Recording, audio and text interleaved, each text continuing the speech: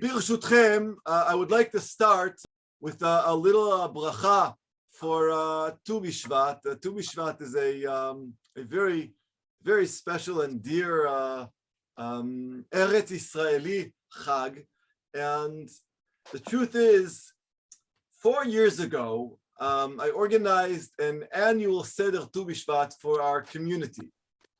And each year, we would gather together for, I think, a very beautiful Seder with a special Seder Tu B'Shvat booklet that I had the zchut to create, mamash, for our shul, mamash.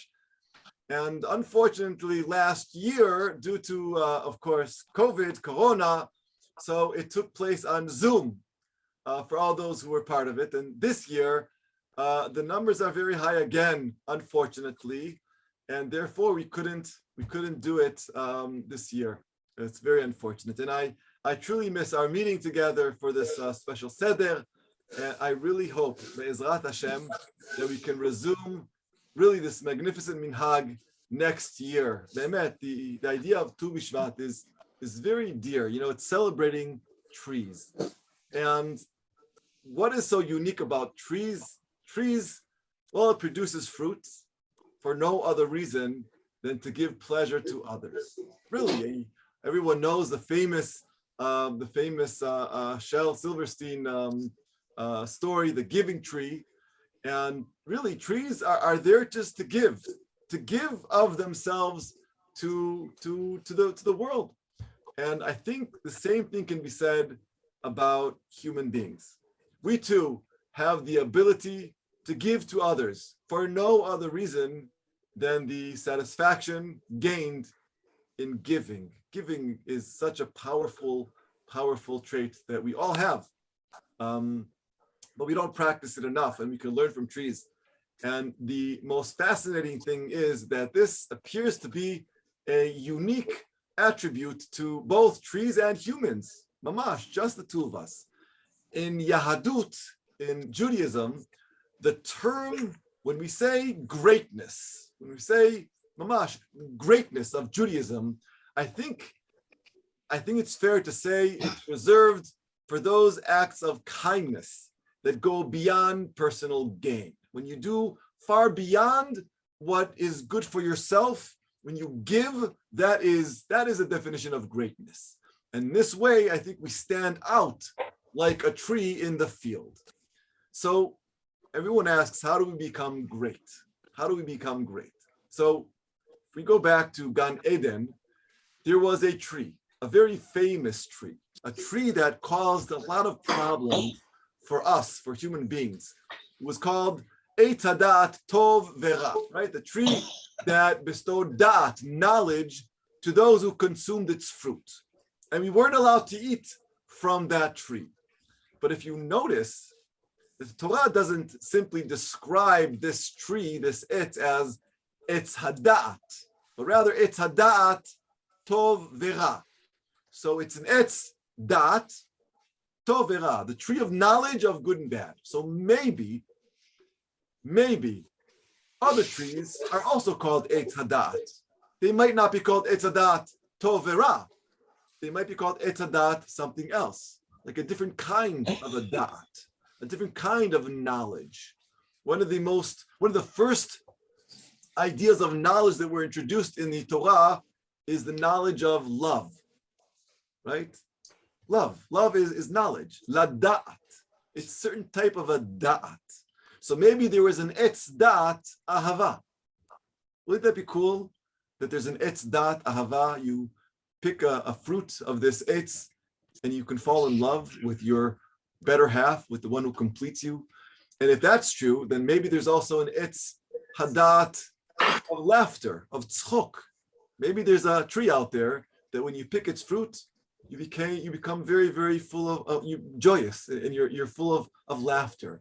And maybe there's an eitz hadat of care, eitz hadat of echpatiyut, eitz hadat of ma'asim tovim, eitz hadat of good deeds, right? So maybe Eitz Hadat Tov Vera was just one kind of an eitz, that it was just that of Tov Vera. But there's so many other trees out there that have the knowledge of other important aspects of our lives. So maybe perhaps we can acquire these wonderful qualities and thereby become great simply by eating more fruit, vegetables, and nuts. I mean, we're all nuts a little bit, but if we eat nuts with the idea of really having something great in mind, of taking the traits of this tree that really is there just to give of itself, then maybe if we put our minds and be mindfulness about our surroundings and our beautiful nature that HaKadosh Baruch Hu created for us, maybe then we can acquire those amazing attributes and really adopt them and have more love in our hearts, have more care in our hearts, and want to give more to each other. And I think that's really the core of the metaphysical part of Tu B'Shvat, not necessarily the idea of Orla and Netaravai, but really how Ki Ha'adam Hu Etz Hasadeh, that we can adopt some of those beautiful parts of the tree. So I would like to raise our glass of wine, for those who have wine in front of you, and make a lechaim that, first of all, some people out there really need chayim. Some people really need to feel healthier. This terrible magefa is affecting a lot of grown-ups and a lot of middle-aged people and a lot of children as well. So we really need to have kavana when we say lechayim tovim, and may we make an effort this year to embody these remarkable traits and hope that we can meet together in person, be'ezrat Hashem, next year in good health and lots of happiness. So let's make a bracha. I'll make the bracha. You make it. I can't be motzi you, so you'll do it yourselves.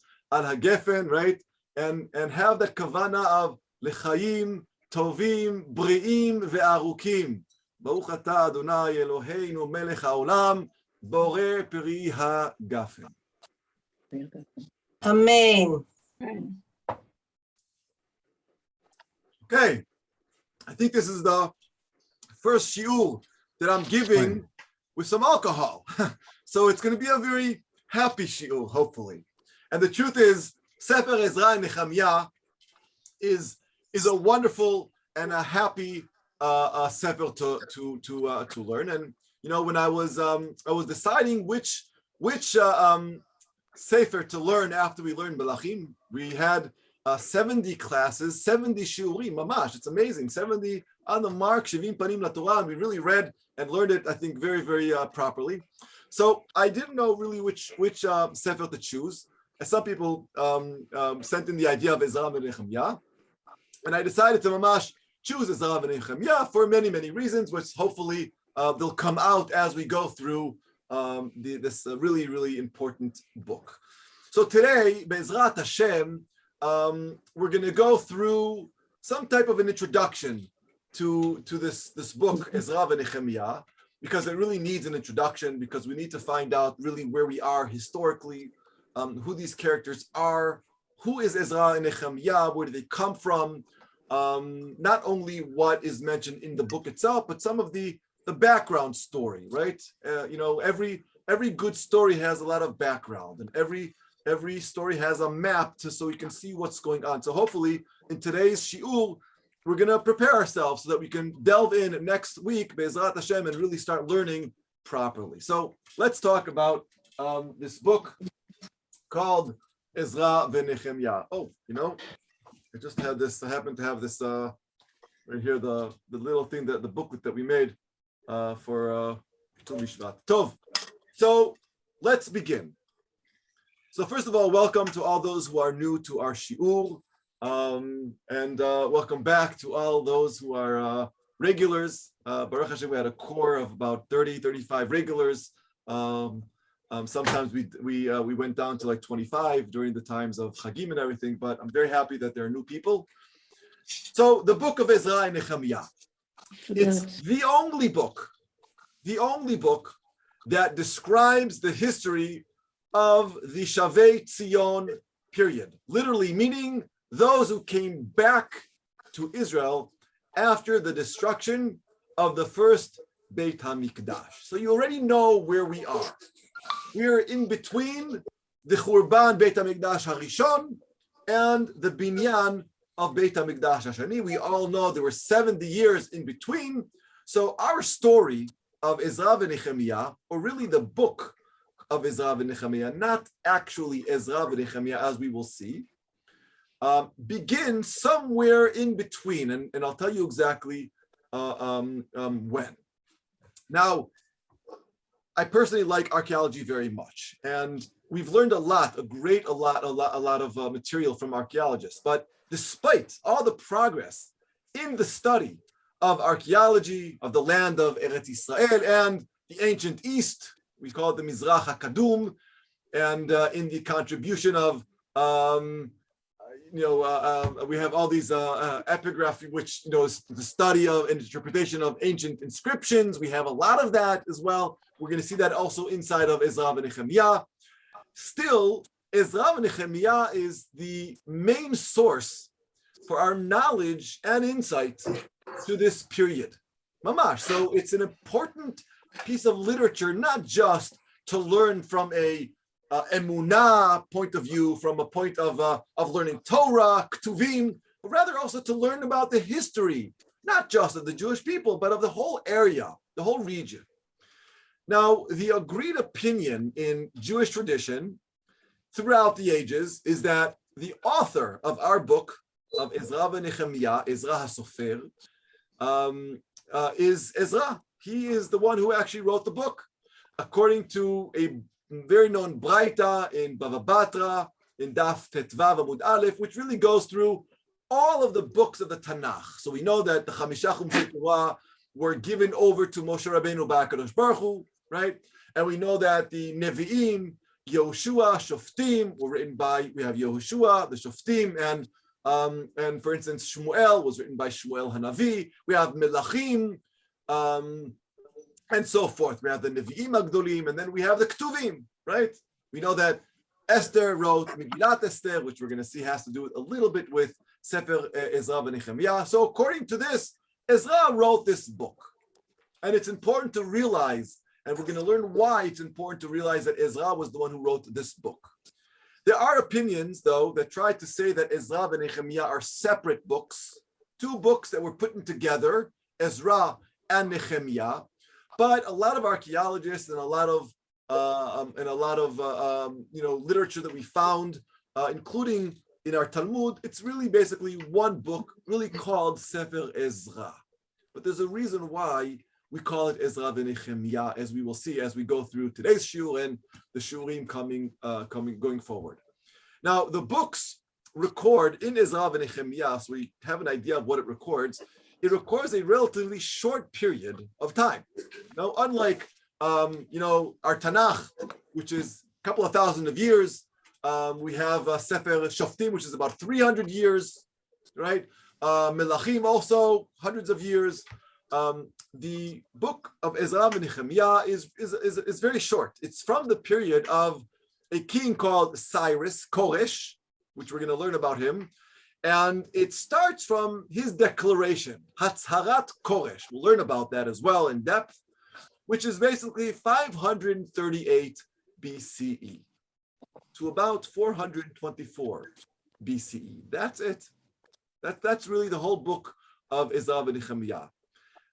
So it starts from the declaration of Koresh all the way to the end of the reign of a very important king called Artaxerxes.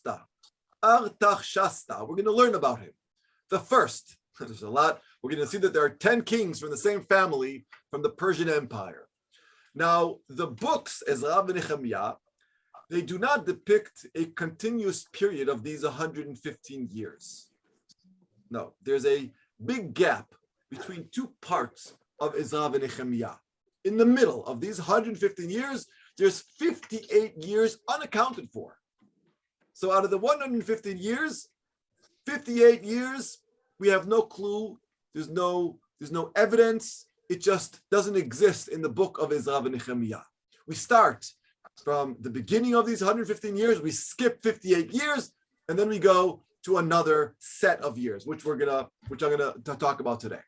In addition, the books are divided into two parts, right? They're called Ezra, and the second part is called Nechemya.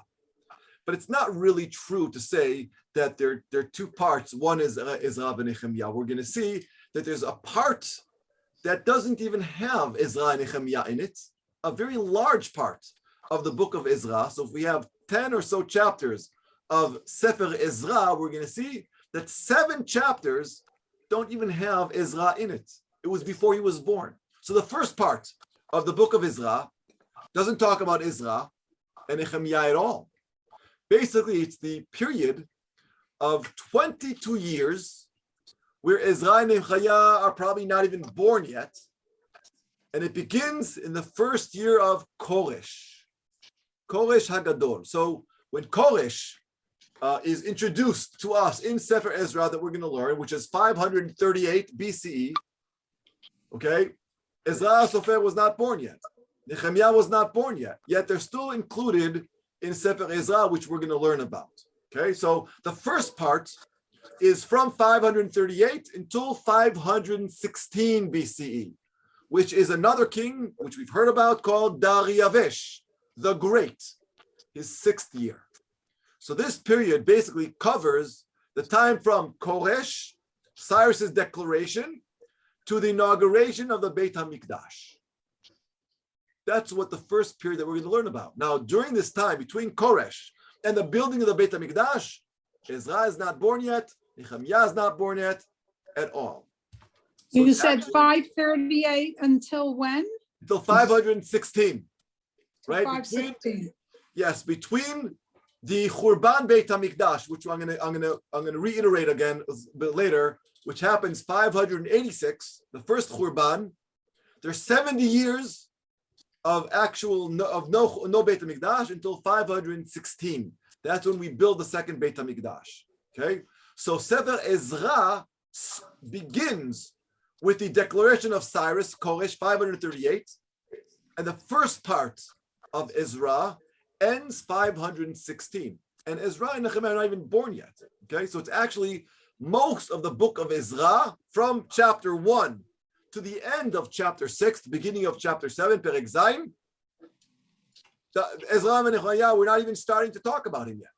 Okay, so basically, we can only imagine that all of this evidence, all of this depiction, the entire history that is written by Ezra, because we said that it was written by Ezra, he wrote the book, but he didn't write it out of his own personal memory, but rather from a historical point of view. So we're going to see that the style of writing in this time is written by somebody who's not writing from his own memory, but from an historical, from knowledge, right? From what he heard about, what he learned about. And that's important to note, because the second half of Sefer Ezra and Nehemiah is actually about those two figures. And they're written that way as well. So we're going to actually hear and feel the emotions. So it was written. So the first part was basically written from this historical point of view, which is basically the Jewish revival after the exile. Galut Bavel by Nebuchadnezzar Melech Babel. He exiled us, right? We know that at Tisha B'Av he destroys Beit HaMikdash. There's an exile all the way up to Bavel, and then there's 70 years without any Beit HaMikdash, and then in 516 there's the Beit HaMikdash that is being built. So perhaps, maybe it might be said that Ezra wrote this whole part because he thought it was the beginning of our complete and last redemption, in which the people of Israel returned to their home, thrived, and reestablished their connection to the Torah. And maybe, possibly, it was from this, or from Ezra's own personal ambition, that he wrote the history to give us an idea of what to expect, right? Sometimes we tend to think that if we write it down, it gains roots. Talking about Tu B'Shvat, right? And then can affect the reader more than, say, a lecture. When you write it down in a book, people can read it again and again and again, right? But as we're going to see, I think those who learned with me Sefer Melachim know that I try to do as much as I can. I try to copy and paste what happened in Melachim to modern times. And we can do the same thing. It's a pretty amazing thing we're going to be doing, of copying this whole era of this new idea of redemption between Churban Beit HaMikdash HaRishon, the first destruction, and the second one, which we're going to see is mirrored similar to modern times, when we also decided in 1948 to create a state, a Medina. However, this part of the book, like I said, doesn't have a personal imprint that is felt. Because as I mentioned, Ezra wasn't born yet when this history transpired. So therefore, it's a different style that we're going to be reading. The first 6-7 chapters is different than the rest of the entire books of Ezra and Nechemya.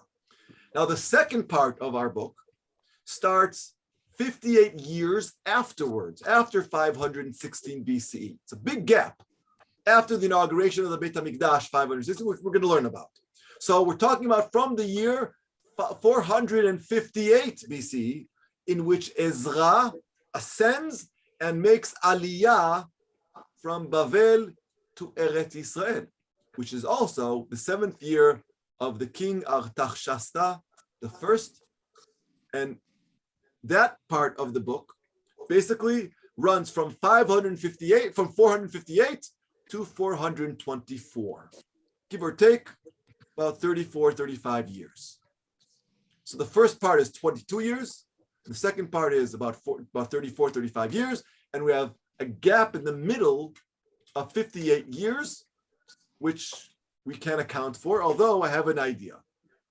Okay, so just have that in mind as we go through Sefer Nechemya. So the first part is written in the style of Ezra, who is not writing out of his own personal memory, but writing as if he's a historian. But he writes as if there's a redemption happening. The second half is actually written by his own memories, and the same thing goes for Nechemya. Okay. Now, during this time, Ezra and Nechemya comes to Israel a bit later. Okay, and what happens is, we're going to see in this 58 years of gap between the first part of Ezra and the second part of Ezra, in this 58-year of gap between Chanukat Beit HaMikdash and Ezra making Aliyah, right? So it seems to me that that is the exact time where the story of Megillat Esther comes in. So I'll talk about more of that a bit later. Okay, so the story of Ezra and Nechemya. Let's begin. What are we talking about? What is happening now in the world? What's happening in Israel? What's happening in Judea? What's happening with these characters, Ezra and Nechemya? So the story of Ezra and Nechemya begins from chapter 7, like I mentioned, of the book of Ezra, because the first 6 chapters plus a couple of psukim of chapter 7 talks about the building of the Beit HaMikdash after Hatzarat Koresh, Cyrus's declaration. Nothing to do with Ezra or Nechemya. They're not even born yet. From chapter 7 going all the way to the end of Sefer Nechemya, that's where we start talking about the two characters as Ezra and Nechemya. But make no mistake, the first part, there's a lot of meat, a lot going on, a lot of decidings to make, a lot of bickering with our nations around, and we'll see very similar to the difficulties that we had in 1948 as well. So let's go back to chapter 7. That's when Ezra and Nechemya enter our play, our book, our story. So there's this period, like I mentioned before, about 35 years, okay, that we talk about Ezra and Nechemya. That's it. Hence, the second part of this period basically ranges from 558 until about 524, and it's characterized with a more personal writing, more emotion, since it's the living memories of our important characters, Ezra and Nechemya. So, we said that in 558, Ezra immigrates from Bavel in the 7th year of this rule of this new king, Artaxerxes the first, and we're going to learn why, but he was appointed by this king as the spiritual leader of the Jewish people in Judea and Jerusalem. That's it.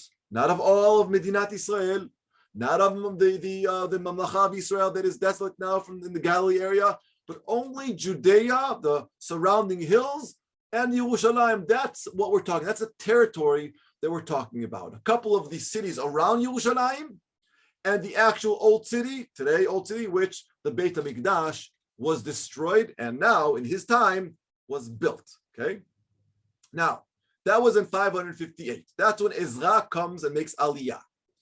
In 445 BCE, 13 years later, enters Nechemya. He emigrates to Eretz Israel as well. And this is already the 20th year of this king called Artaxerxes, again, that we will learn about him, the first. Now, Nechemya was appointed to be the governor of Yehuda under the Persian Empire. So his allegiance was to the Persian Empire, which we're going to learn about very soon, about what is this Persian Empire, where did it come from, who are the leaders of this empire, because it's important to know. Hence, therefore, Ezra and Nechemya, they basically lead the Jewish people in Yehuda, in Judea, consecutively, some of even which is overlapping as well. Now, Ezra ruled for a period of 13 years until Nechemya joins him. And those are going to be very important 13 years. He was alone, right? He was a spiritual leader. He was leading Am Yisrael without Nechemya. And it's important for us to note because Ezra, as we will learn, he wasn't a politician. He wasn't a Medinai. He wasn't interested in actually building up the country, Judea. He was interested in the spiritual element. Whereas Nechemya, which we will learn, right? He was appointed to be governor. He was appointed to actually run things, to build up the entire nation. So we see two different leaders, which will have an impact and an effect on Am Yisrael later on as well, that we'll see kind of like brings up two possible ways of living. So Nechemya, who comes 13 years after Ezra, in the year, like I said before, in the year 445 BCE, okay, he comes in and he completed his term around the 32nd year of the king of Artaxerxes, so around 433. So basically 12 years he ruled as governor in Eretz Israel.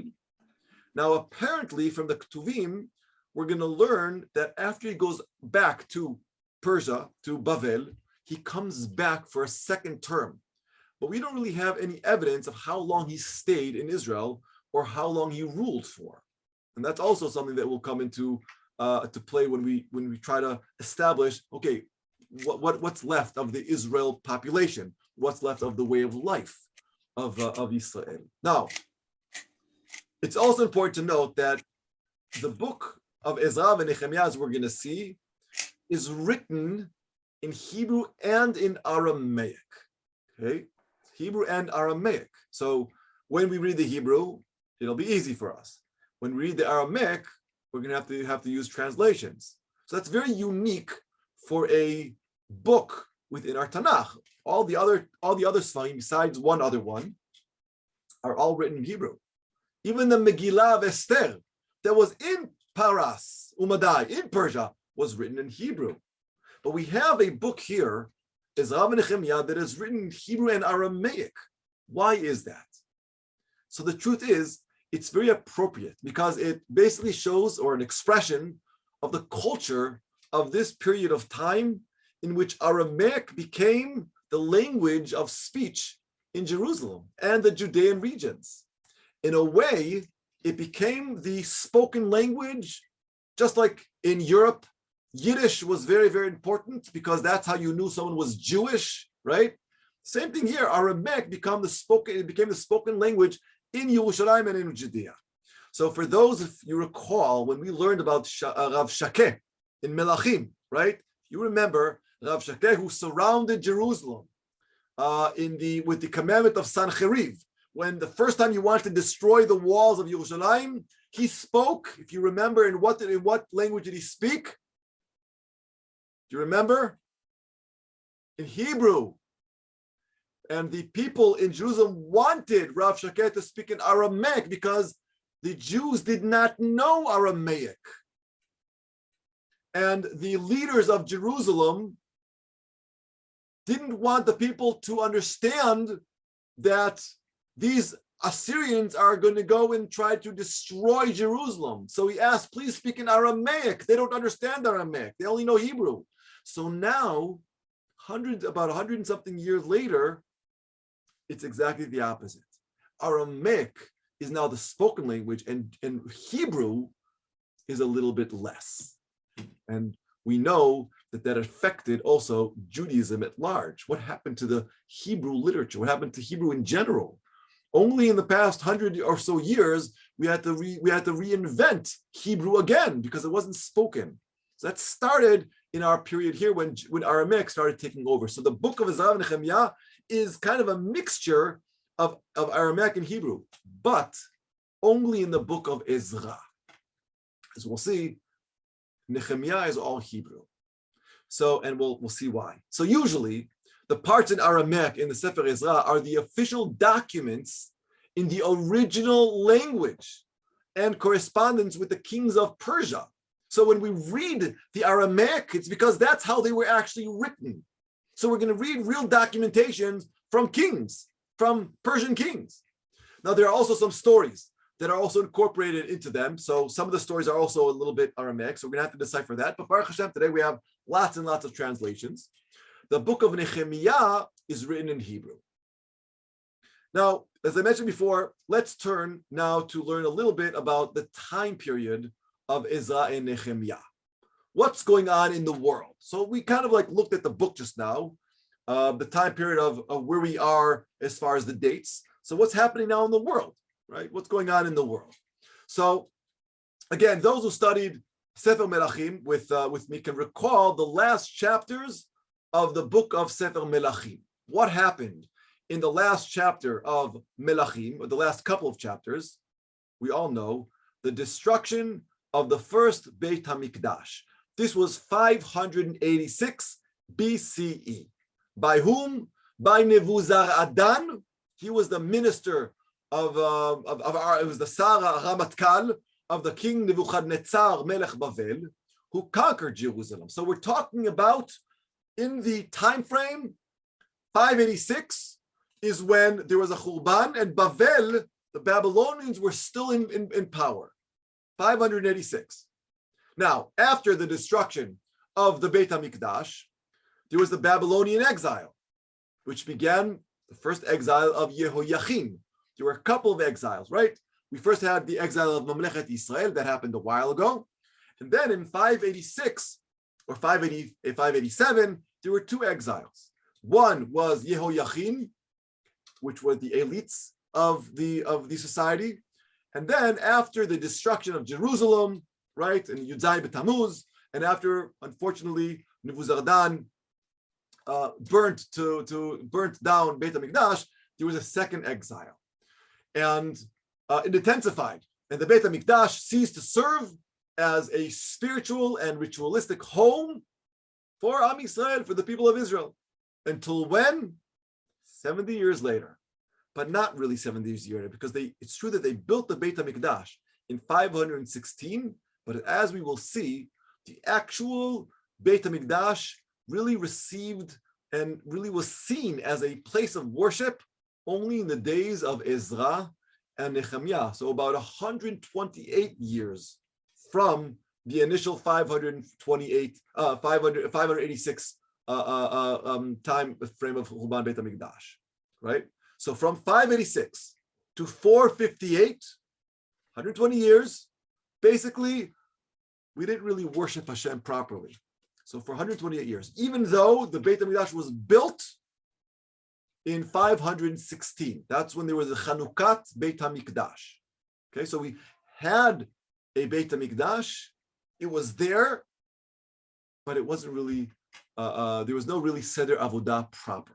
And we're going to learn that's one of the reasons why Ezra wanted to come and make Aliyah. He wanted to bring back the Avodah, he wanted to bring back Yahadut.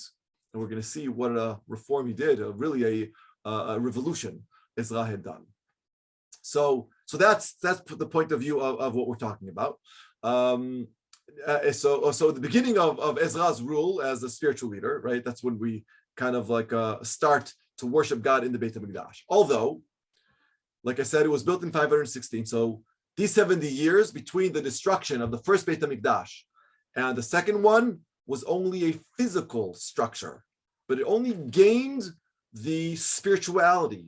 It only gained the actual Shechina, if you will, 128 years later. How many years after the Churban Bayit did Ezra come to Israel? 128 years. 128 years after. After the Churban. The Churban was 586. He came 458. 458. So the Beit HaMikdash was like around for 50 years. 58 years. It was, from 516, it was just a structure and there was no real Seder Avodah. We do see some evidence where they tried to, but they didn't know what they were doing. And we're going to have to ask, why did they not know? And we know the answer. Because the Masoret was gone. People were exiled. People didn't know what to do. And we're going to learn about that as well. Anyway, Bezrat Hashem. Now, sadly, like I said before, during this entire time in Babylon, what was going on now with the Jews in Bavel? So the Jewish people were developing. They were flourishing on a personal level, not as a nation, because they didn't have a country. They were servants of, well, now Persia, but they were servants of Bavel before that. So on a personal level, they were flourishing, right? And unfortunately, that continues until today. So this exile, the Babylonian exile, was a terrible exile because it really planted fruits, planted fruits that are still growing today. Jewish people feel very comfortable in Chutz La'aretz. It was, if you want, you can call it the exile of comfort, the exile where work can be found, the exile where people earned a decent living, much more so than they were in Israel during the entire last 300 years. Mamlechet Israel, when we had Achav, if you recall, all the way down to Mamlechet Yehuda, ending with Yehoiachin and Tzidkiyahu. Now, in the middle of all of this, right, in about 539 BCE, enters Koresh Hagadol, Cyrus, 47 years after Churban Beit HaMikdash. So let's go back. 586 was the Churban Beit HaMikdash. 47 years later, Cyrus, HaMelech Koresh Hagadol, conquers and now occupies Bavel, which was the capital of the Babylonian Empire, and he founded a brand new empire called the Persian Empire, Mamlechet Paras, 47 years after Churban Beit HaMikdash, right? Now, it was the largest empire to date in the ancient East, and this empire lasted for a period of a little bit more than 200 years until Alexander Mokdon, Alexander the Great, conquers the whole region in 331. So from 539, give or take, to 331, that's when Mamlechet Paras existed. Now, during this period, there are 10 kings from one family. Now, I want to share my screen. I'm going to share my screen right now so we can kind of like follow both on the territory, the maps, and also who these kings are, because we're gonna hear them. We're gonna speak about them. Okay, so give me a second. I'm gonna share my screen. Okay. So what you see in front of you is in orange is basically the entire great empire of Paras. If you recall, when we read Megillat Esther, how many Esrim U'Mea Medina, right? It's huge, right? It's ginormous. Now, I kind of put it into perspective. So just to show you where we are, let me just get my laser. Okay, so this is Israel. Okay, it's really this little tiny dot. Yerushalayim is right here, something like that, right? The Kinneret is over here, right? Down here it would be Yam HaMelach. This is Eilat. The Golan is about over here. This is basically Eretz Yisrael. It's tiny compared to this entire huge, gigantic, ginormous Persian Empire. Okay, it's huge, it's gigantic. just to get an idea of how big it was. And it's important to note that when you have such a gigantic territory, it's not easy to defend. I mean, look how many borders they have. They have hundreds of borders.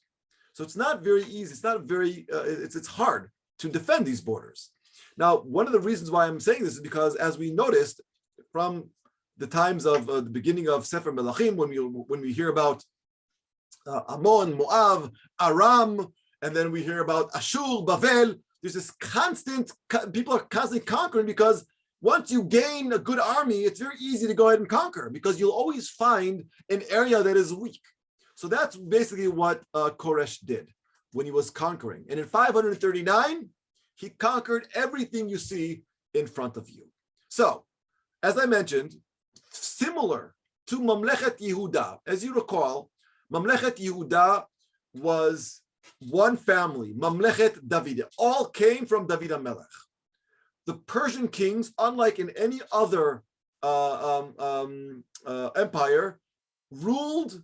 There were one family, 10 kings. So I want to tell you who these kings are. The first king, as we mentioned here, is Cyrus the Great. Okay, Koresh Hagadol. Now, as what you see here, it's his tomb supposedly, but what I want to show you, this is very, very important. He was known. Cyrus was known to be the nickname. He received a nickname because he was such a great king and he really conquered everything. He was known to be coined the king of Babylon, king of the lands, king of Arba Aratzot called, right? King of the lands. Now, it's very, very important what I'm about to say, because it gives us a little bit of a hint to what we are to expect in Sefer Ezra Nechemya. Koresh had a groundbreaking, different political worldview than any other king that came before him, including Aram, including Ashur, Bavel. He came in with something brand new, a brand new hashkafa. And it can be seen in this cylinder. It's called the Cyrus cylinder. Okay, I took this from the museum. And this cylinder basically has in it Bektav Yetedot. It's written. I'm not going to go through it now. When we actually read the declaration, which is in Perek Aleph of Ezra, we'll go through it much more. But just to get an idea of who this man is, who this king is.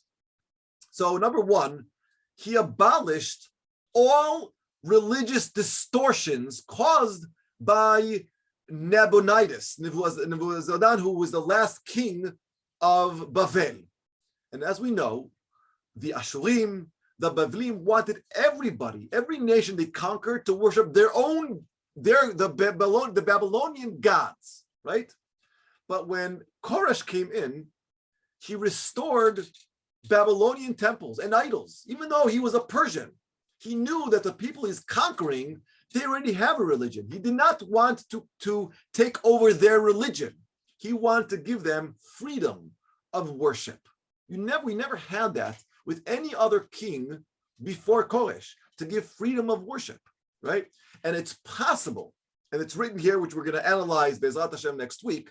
It's possible that this is the background, this cylinder in front of you, to understanding Cyrus's declaration, Hatzarat Koresh, to the Jewish people, in which passage to the land of Israel was permitted, and the restoration of Beit HaMikdash as well.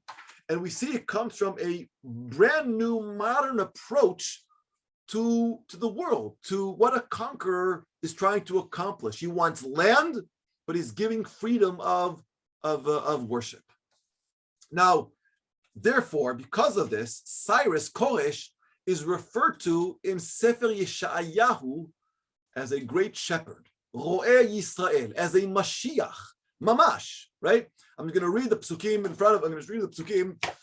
It says in Yeshayahu. We'll see this in depth next week. But just to give you an idea, in Yeshayahu Perek Mem Dalet, it says, "Ha'omer lechoresh ro'i, my shepherd, ve'kol chefzi yashlim לאמור לירושלים תיבנה והיכל תיווסד. It was a nevuah by Yeshayahu hundreds of years before this, giving him a nevuah that there's going to be a man who is going to come and open people's minds with modern thought and philosophy to allow people to be who they are, to worship who they want to worship. And that will later on, we'll see, also will be part of the Jewish way of looking at life as well. The second pasuk, 2 psukim are mentioned in Yeshayahu, which is basically a nevuah where Yeshayahu says, Ko amar Adonai lemishicho lekoresh. Call the Mashiach, mamash, freedom of worship. Now, so he said there was a declaration. Koresh allowed Am Yisrael now to return and build Eretz Yisrael, to build up Yerushalayim, to build the Beit HaMikdash. Right? This was in 538. 47 years after Churban Beit HaMikdash, he comes out with declaration, says, now you would think that all the Jews are going to want to make Aliyah. You'd think that all the Jews in the world, in Bavel and in Asya and all the Minor, the whole area there, wow, we can reestablish Eretz Yisrael. Out of the millions of Jews, only 42,000 Jews made Aliyah, immigrated to Israel following Cyrus's declaration. And most of them were the poor. Most of them were not the wealthy. Most of them, had nothing to lose. Whereas the Jewish people living in Bavel, al Zarei Dafna, al Ne'arot Bavel, right? They were living so comfortably, they did not want to make Aliyah. Deja vu, anybody? Right? Like I said before, this is an amazing book. We can do copy and paste to modern times, which we are going to do, Be'ezrat Hashem. So, for many of these Jewish people, a lot of them chose mibichirat estate. They could have made Aliyah. They could have come. They were given everything, but they were still good people. Now, a lot of them, if only 42,000 people came to Eretz Yisrael, the majority stayed in America, oh my gosh, in England, stayed in Bavel, and they stayed for economic reasons, but amazingly, Jews who did not immigrate to Israel, what did they do? They gave the immigrants valuable money and tools to rebuild Yerushalayim. So they said, I can't make Aliyah, but I'm going to give you money. I will support you from far. Right? You recall? I'm going to support you from afar. I live in Bavel, my nice house, my 2 cars, my nice carriage. I have work. I have a statue. I'm considered somebody. I don't want to leave that and come to Eretz Yisrael, to a place that is desolate where I have to start building the Beit HaMikdash. I don't want to do that. But Rabbi Ote, isn't this from far? Rabbi Ote, this is before the Talmud was developed? Oh, this is way before the Talmud was developed. Okay. This was way before. I apologize. I would like just to dedicate this shiur. Thank you.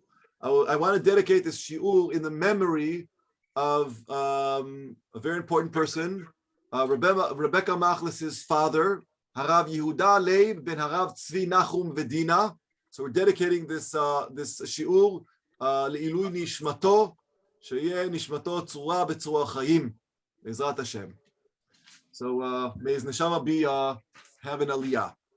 I should have said that in the beginning, but better late than never. So yes, Rose, exactly. This is exactly true. This is all before the Talmud. You had many Jews. The majority didn't want to make aliyah. They were just happy in the Golah, happy in Bavel. But they supported the poor people in Israel from far. They gave them money. They gave them tools so they can rebuild.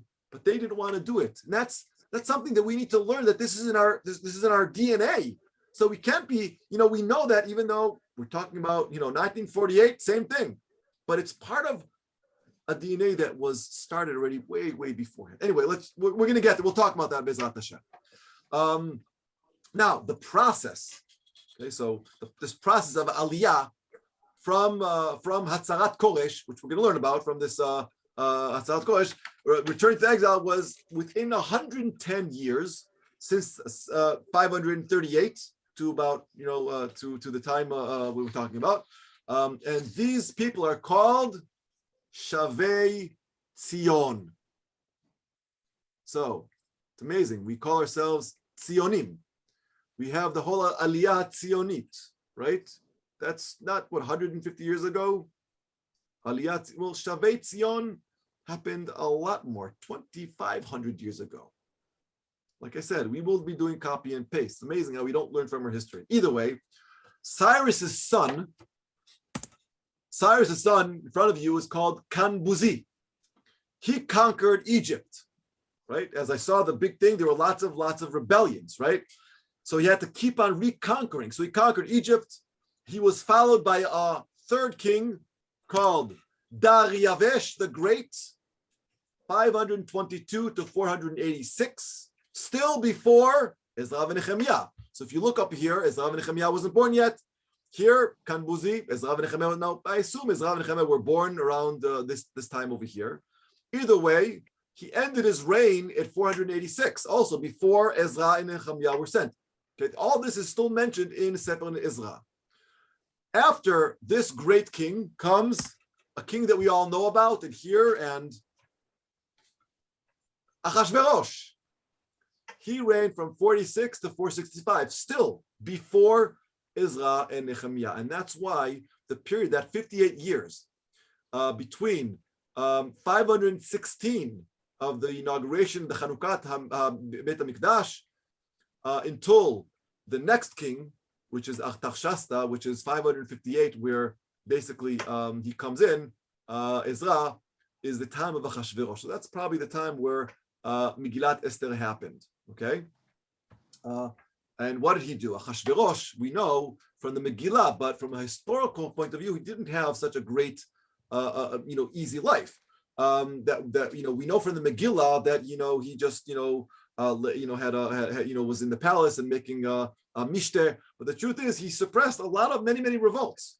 Already in the second year, so in about 484, he had to start suppressing revolts happening all over the region, because we saw there are a lot of borders to defend, right? So they were constantly trying to defend their borders. And a few of these rebellions, one of them must have been Mordechai and Esther versus Haman as well. So we're going to tap into that a little bit. After Achashverosh, we have Artaxerxes Rishon enters, the king that is in charge of our book, Ezra and Nehemiah, the second half of the book, which is where Ezra and Nehemiah enter, which is 565 to 525, right? The end of Nehemiah. And during this period of time as well, there were many rebellions in Egypt that may have spilled over into Yehuda, Judea. And that's probably one of the reasons why the Jews in Yerushalayim wanted to build a choma, a wall around their city, because they were scared that all these revolts, all these rebellions happening from all the surrounding people, the Greek islands tried to conquer, and others. And we'll see that as well, how that plays an important picture of what we're discussing. The next king is after Artaxerxes is Dariyavesh Hasheni. I only put him here because they're not really important to our story. Artaxerxes Hasheni, Shlishi, this guy Arses from Persia, and Dariyavesh Hashlishi, after which 331 he's conquered by Alexander Mokton, Alexander the Great. So as you can see here, Ezra and Nehemiah, the only king that they're dealing with is this guy over here, Artaxerxes Harishon. But this, as you can see here, is only the last part of Sefer Ezra and the book of Nehemiah. The first entire 6 chapters plus a couple of psukim from Perek Zayin of Sefer Ezra is Bichlal talking about other kings that have nothing to do with Ezra. As I mentioned before, it's a historical event, so we can understand how things developed to how they are today. So that's important to know. I'm going to unshare and just a little bit more of the shiur, just to give you a perspective of what's happening. That's the world. That's what's going on in the world bichlal. But what's happening right now during this time with the Jewish leaders. Okay, so we just mentioned that Ezra and Nechemya enter 558. That's when Ezra comes. But what happens before that? Which Jewish leaders do we have during the time? So let's talk a little bit about the Jewish leaders. In the beginning of this Persian kingdom, where Koresh conquers in 539, as I mentioned before, 47 years after Churban Beit HaMikdash, Koresh comes and he conquers all of Babel, and he calls it Persia now, right? And we say it's the beginning of Shavei Tzion.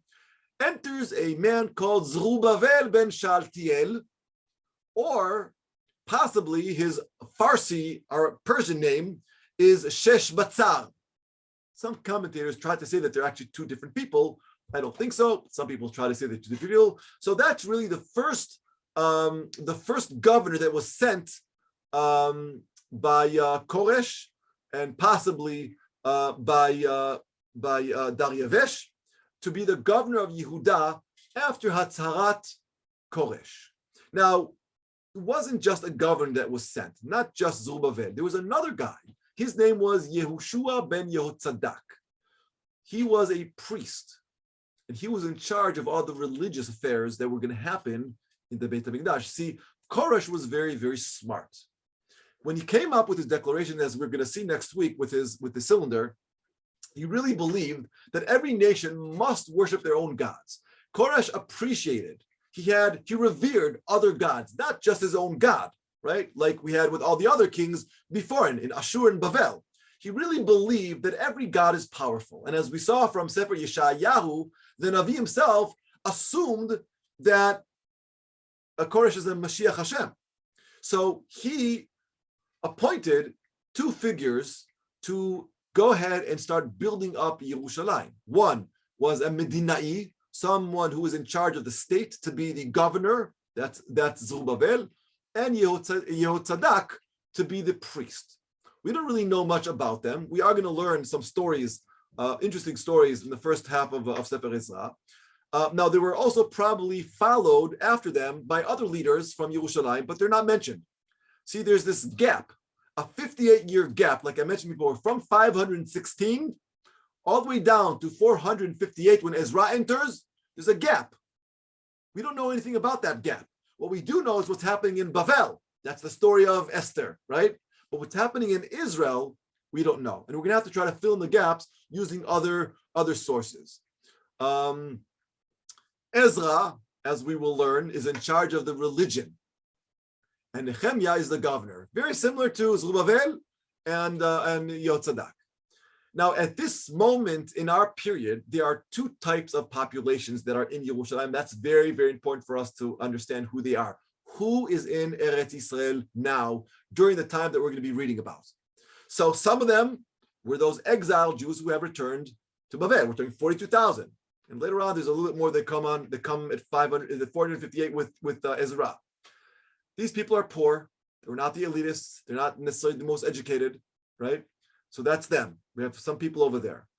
But they didn't settle in Yerushalayim. They settled around Yerushalayim. You have just a couple of thousands of them, who actually, maybe even less, settled in Yerushalayim themselves. But then there's a whole other type of population. These are people that come from different countries, not Jewish. They come from different countries all over the place. They come from remote areas.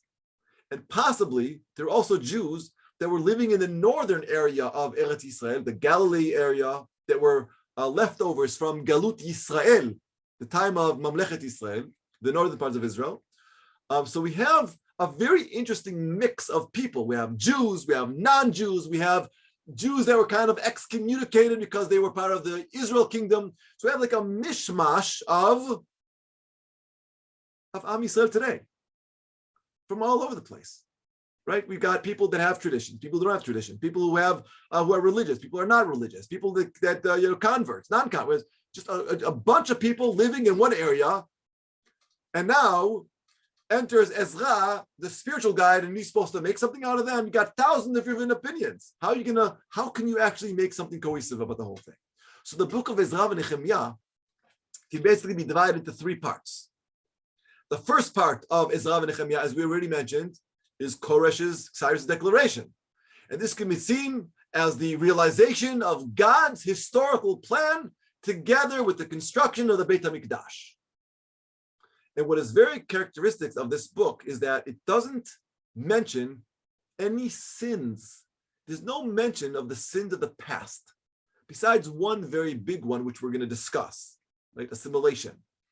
Even the problem that they had with the construction of the Beit HaMikdash, which we're going to learn about, they were perceived by certain prophets of the time, Haggai and Zechariah. They were prophets during this time, but they're kind of disconnected from what we're going to be discussing with Ezra Nechemya. Haggai and Zechariah basically tried to say that the result of the sin that Am Yisrael were going through in Bavel and other places, because of that sin, there was a disaster when they tried to rebuild Yerushalayim. But in the book of Ezra, it's presented that there's no sin. It's just a temporary setback. It stemmed from problems that other people around Judea and Binyamin were having. Areas not from sin. So what's unique about Ezra and Nechemya, unlike any other book, is that other books discuss the sins of Am Yisrael, and because they sinned, there's a punishment. And even Zechariah and Haggai said, yes, they didn't follow Hashem, and therefore they're having trouble building Yerushalayim. But Ezra, there's no mention of sin. The reason why they're having trouble building is not because of Am Yisrael, because of other nations around.